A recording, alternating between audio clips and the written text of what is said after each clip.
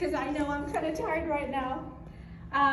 As you can see, my name is Anika Rana, and I'm a global education consultant and an entrepreneur. And my work is really focused on devising e-learning solutions for education to create virtual blended learning environments. And you find these environments founded on learning engineering principles. I spent the first 15 years of my work life as an engineer in project management in IT, and then the last 15 years in education. And I'm really passionate about changing the education paradigm to a 21st century learning, thinking about innovations to transform education. Okay. We all have a vested interest in education. Each one of us in this room. We've all been to school, to college, and some of us may even have kids in school. And beyond that, education is really what takes us into the future.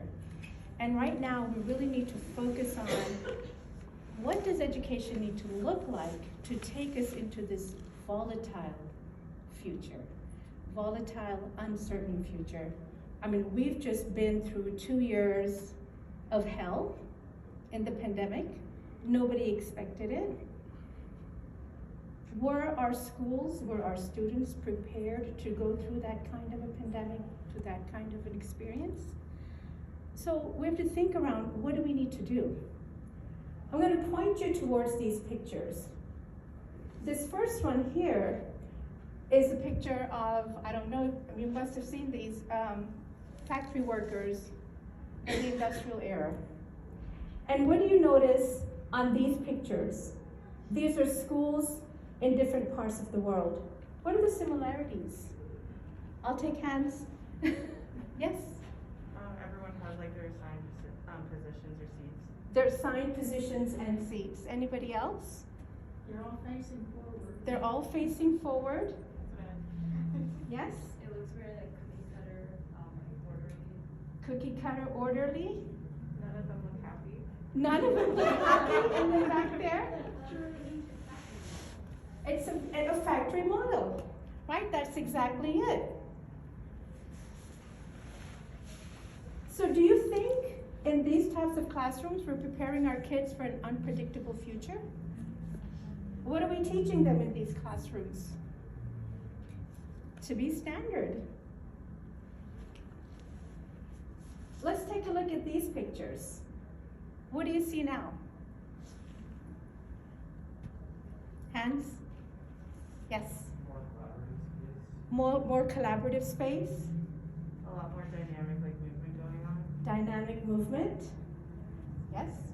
I see experiential learning. Experiential learning, absolutely. I feel like a lot of the students are like connecting and collaborating in a way that they weren't before. Exactly. Yes. A lot of devices. Lots of devices.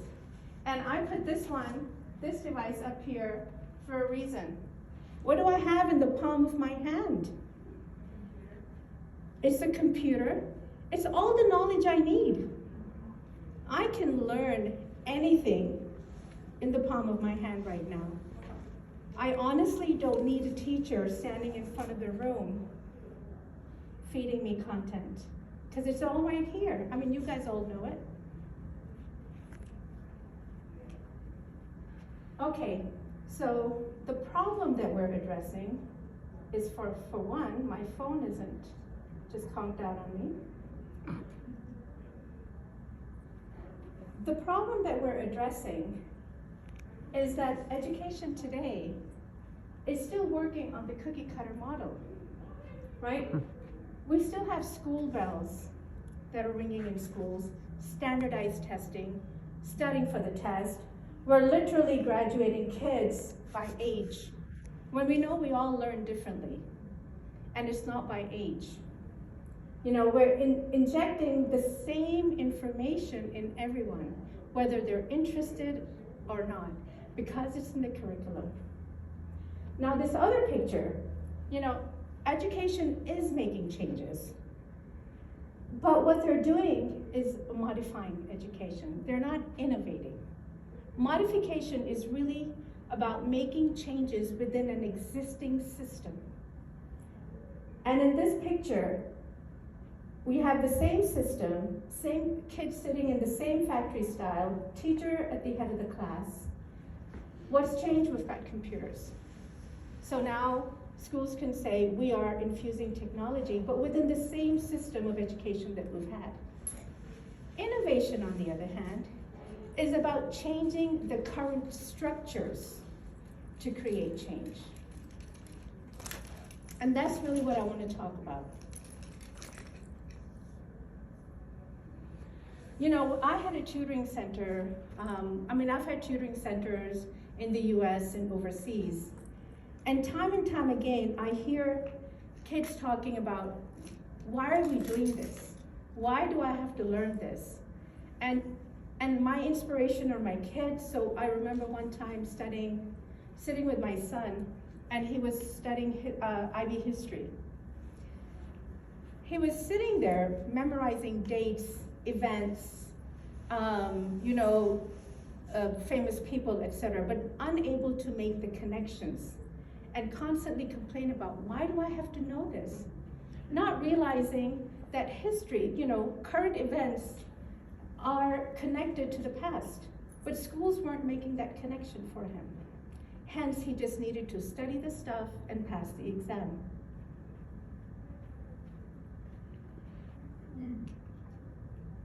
Why is it important? Why is an innovative, transformative change in education important? It's because our children, are living in an intensely stimulating world today. We are besieged with information on every platform. We're getting information on our phones, on our computers, on our social platforms.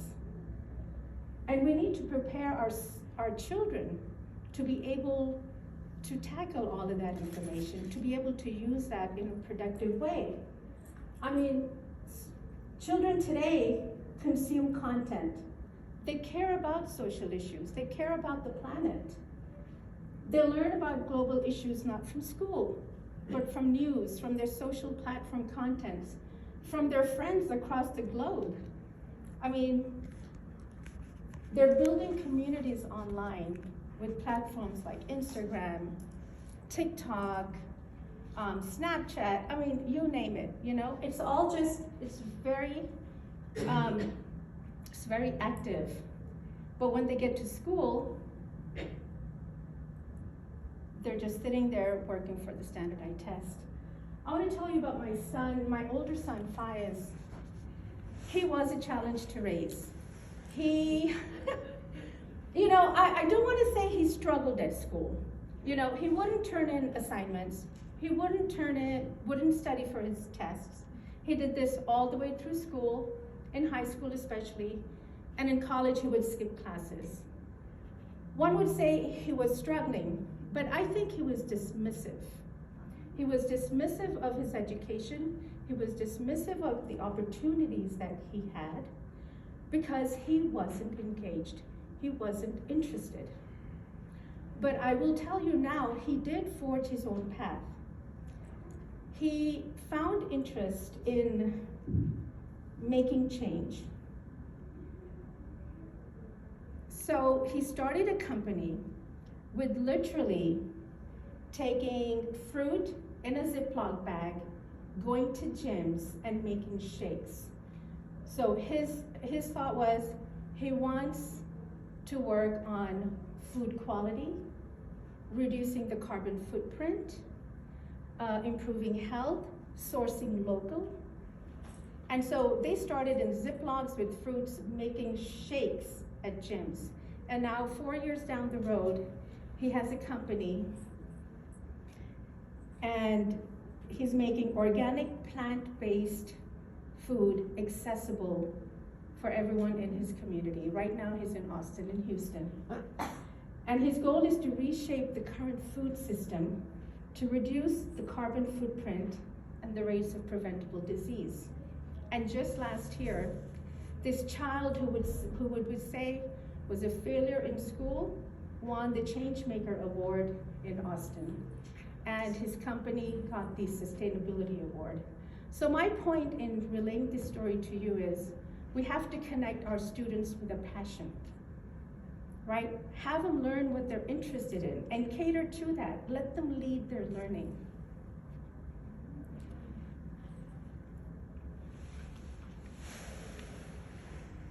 So, what I really want to talk today about is the silver lining of COVID.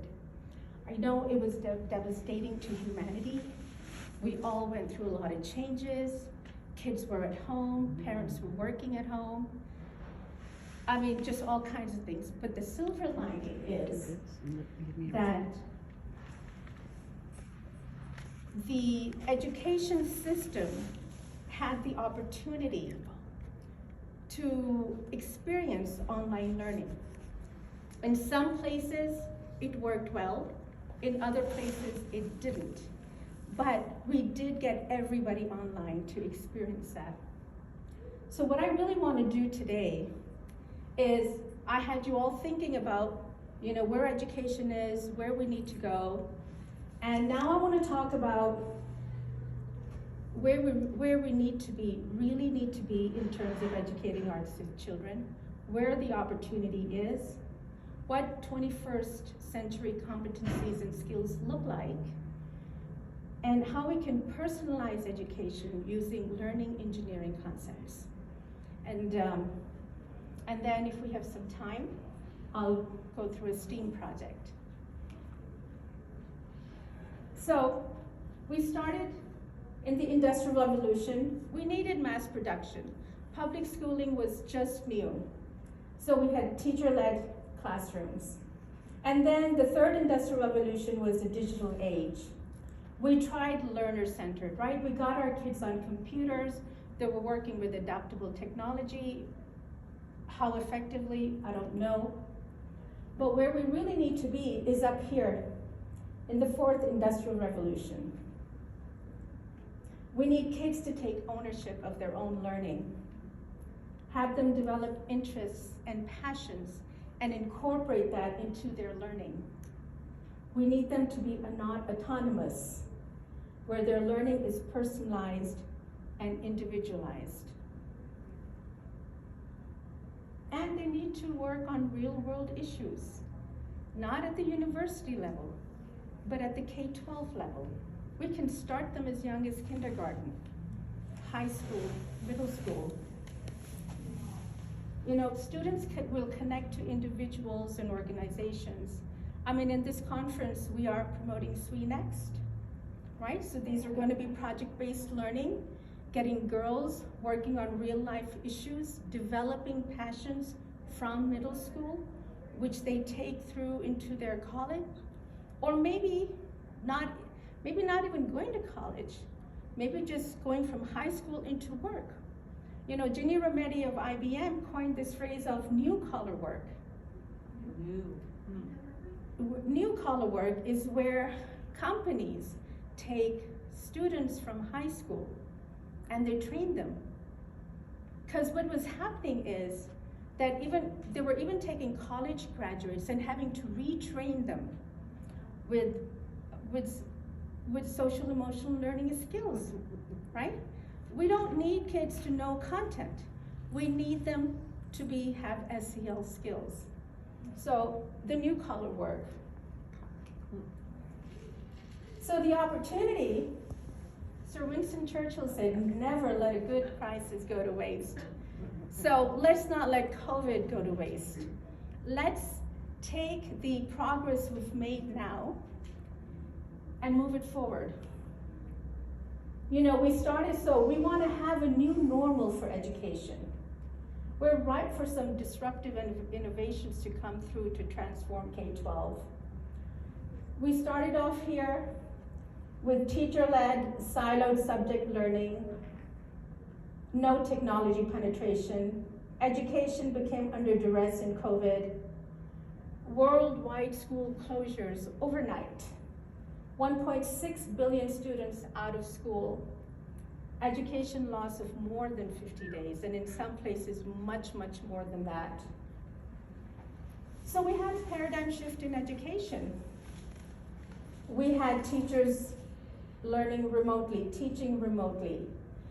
Countries created online content overnight, recorded lectures, TV, radio. We had teachers teaching on WhatsApp. Some teachers did well. They became designers of innovative learning. Others didn't fare so well. They literally just took their classrooms and put it on video. So the opportunity again is, we have a rising educational technology use. From 16% to 83% rise of teachers using online resources. Rise of school districts with virtual school options from 27 to 69. 79% of teachers will continue using online resources that they've discovered. And 66% of schools in the US will have a learning management system in place. And what does all this do? Why is this a paradigm shift? Because we're generating big data in school, in K-12 education. And we can use this data to refine and personalize and design learning. So now I want to introduce this 21st century framework, the OECD Learning Compass. So this was developed to help countries prepare their education system for the future. And the OECD Education Policy Committee formed the Future of Education and Skills Project 2030. And within this project, education stakeholders from across the world co-developed the Learning Compass 2030. It's an ambitious future. It places the student at the center of learning. And it's a compass because it's a compass for the student to guide themselves, to guide their learning. And in the middle you have the core values, the competencies, the attitudes, knowledge, skills, and values. And then in the whole process you'll see working with co-agency with peers, teachers, parents, communities.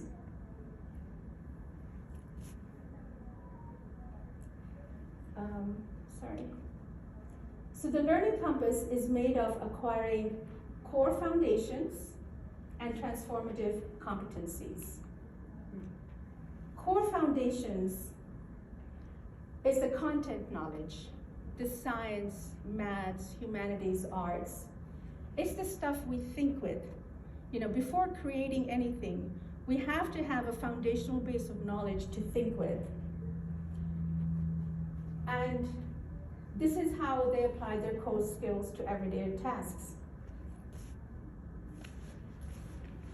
So I propose that we take the core foundations and put them online using learning management systems or other technological tools. Oops. And this way, learning becomes equitable. You know, everyone has a different learning style. You put it online, it's accessible anytime, anywhere. Kids can rewind, they can forward. If they know something, they forward. If they need to rewind and have it repeat, it's easily accessible. And if you're a morning learner, you learn in the morning. If you're an evening learner, you learn in the evening, right? Anytime, just in time. And then you have the transformative competencies. This is creating new values and taking responsibility. So here we have competencies, and that's how students approach complex problems. Creativity, critical thinking, communication, collaboration. And then the skills, how students approach their changing environment. Curiosity. Be curious, ask questions. Persistence, adaptability, be socially aware. I got a question. I was wondering if you're able to like kind of see a vision for education innovation happening without a reliance on technology, so that it can be like more accessible for students. I mean, in my research that I have conducted in rural environments, and this is my personal research as well as research, is that it's hard to get quality teachers to go to rural areas. And because of again, we have our kids in urban areas who are disengaged from education.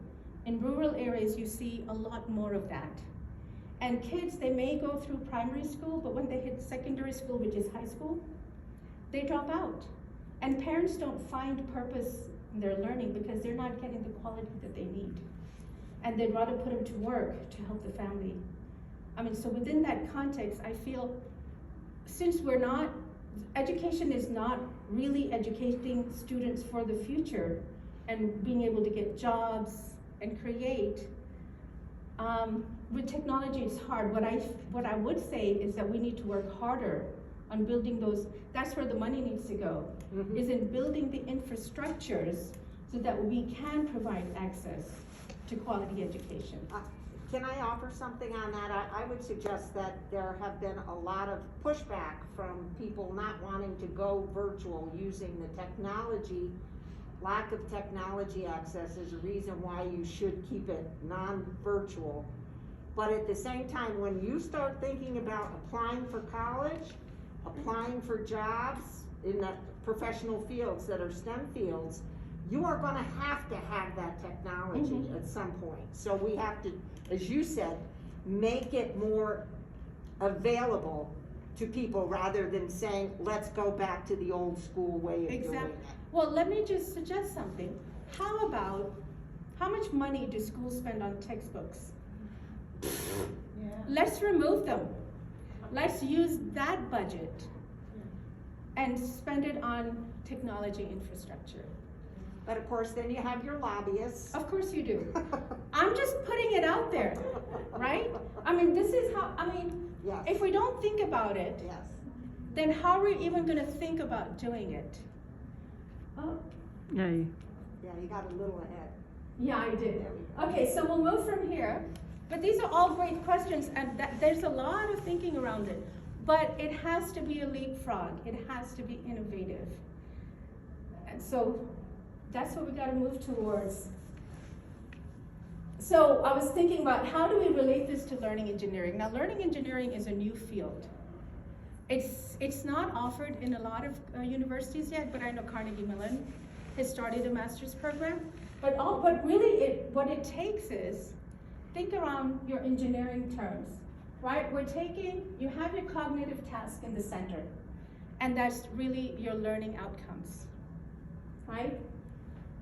And then you have these 5 things that you're manipulating to create the ideal learning environment. You have your teaching environment. It can be in person, it can be hybrid, it can be synchronous, asynchronous. You figure it out. What's that? What do you need? Then you have your progressive pedagogies, flipped classrooms, blended classrooms, right? Constructivist classrooms. Instructional design, they use psychological theories to work with the teachers, with the instructors, to create engaging learning environments. Then you have your education technology, learning management system, video conferencing tools, software, online software, then data analytics. So you create these learning environments to collect data and use the data to personalize even further, right? And then, now let's get our engineering brains on. What are we gonna do next with all of this? Improve. So you have your design process, right? You've got your cognitive task. You've started with your cognitive task. So your first take, you design your learning experience, you develop it, you deliver it, evaluate, And then you go through the concept. You generate ideas, you redesign, you analyze, you improve, you iterate. And you continue to do that as you need. So in this way, think about all the different possible environments we can create, right? So you have your cognitive task online in learning management systems, and then you have your transformational qualities that you develop with project-based learning, experiential learning, phenomena-based learning. Teachers are changing roles. They're becoming instructional designers, they're becoming facilitators. We have professional and community engagement, SWE Next, right? Family engagement. Kids build digital learning portfolios. There's different attendance models, and so on.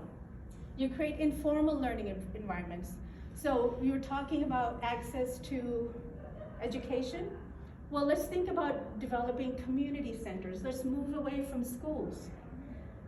Put in community centers laden with technology, right? You have adult learning going on.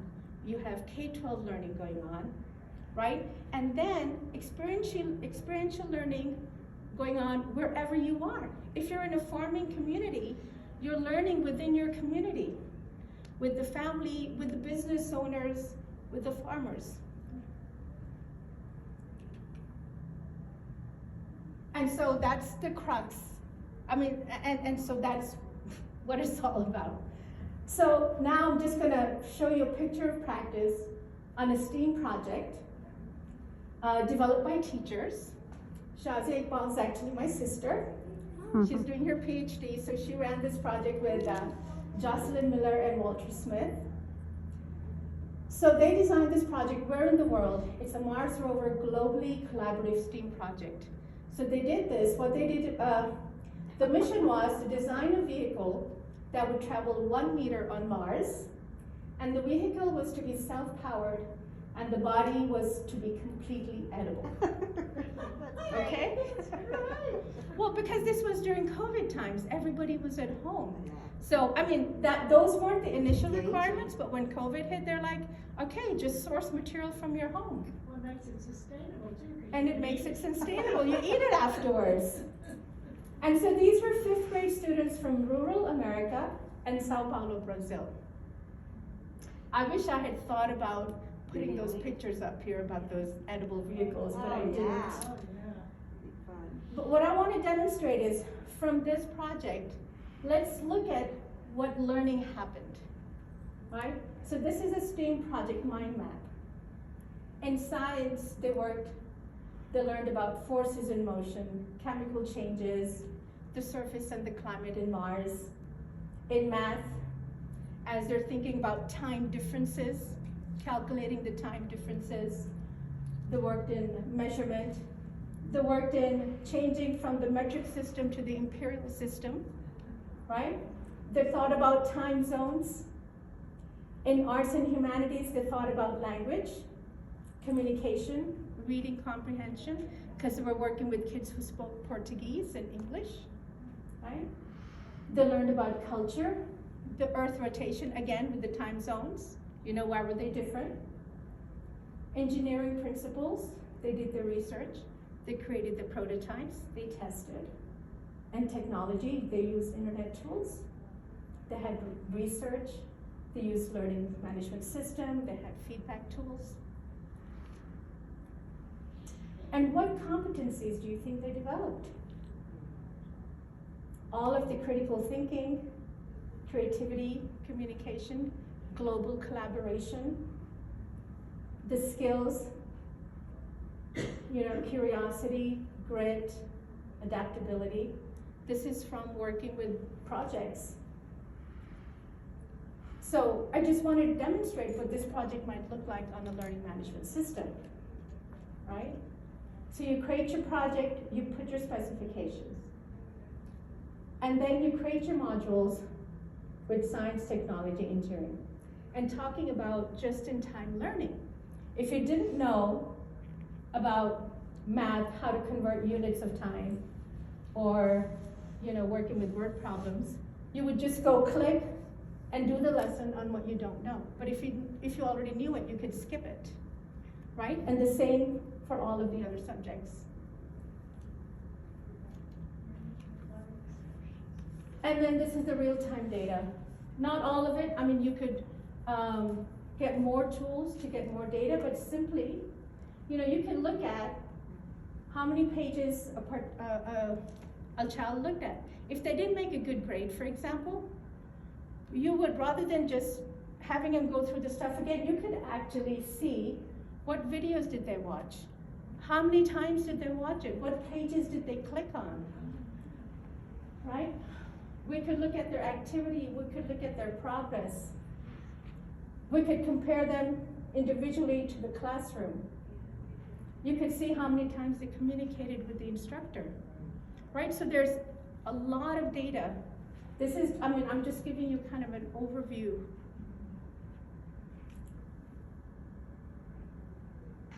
So in conclusion, I want you to think about, where do we need to be? What can we do?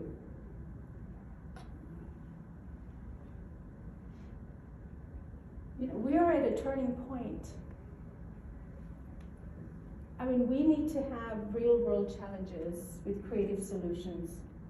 Work with students to form passions with these sustainable development goals. Think of their planet. And they already are. They're already working towards causes. So let's have them start working towards them in middle school, in high school. Let's create informal learning spaces, collaborative, design studios, maker spaces. So moving forward, I really think we need a paradigm shift. We have the tools. We have the education technology. The company that I work for does this in higher education. We're working with reskilling and upskilling executives. And all we simply do is work with professors. We have a production team.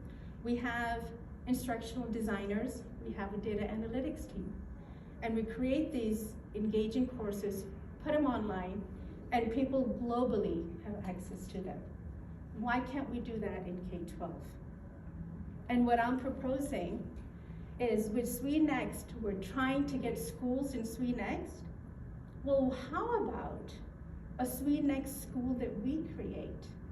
Rather than partnering with schools, start a SweNext school where they're just working on projects and they're getting content just in time.